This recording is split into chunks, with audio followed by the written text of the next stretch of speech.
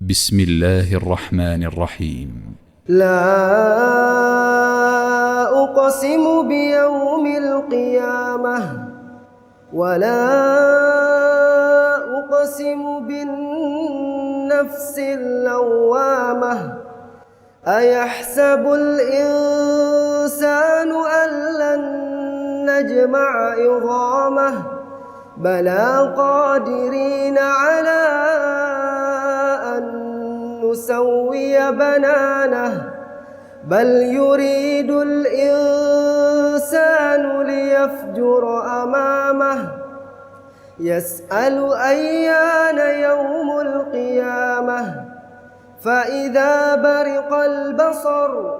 وخسف القمر وجمع الشمس والقمر يقول الإنسان يومئذ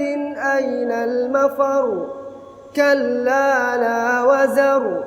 إلى ربك يومئذ المستقر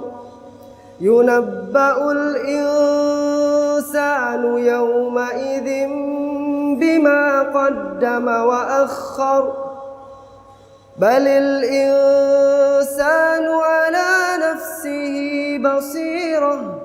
ولو ألقى معاذيره لا تحرك به لسانك لتعجل به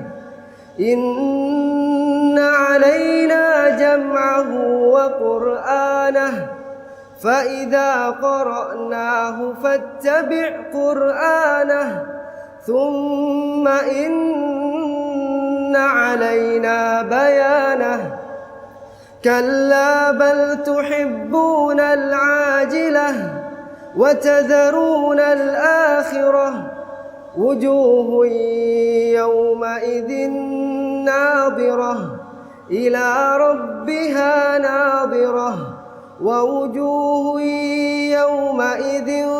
باسرة تظن أن يفعل بها فاقرة كلا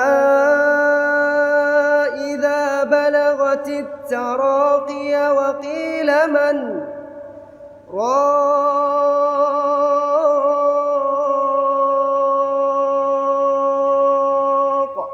وظن أنه الفراق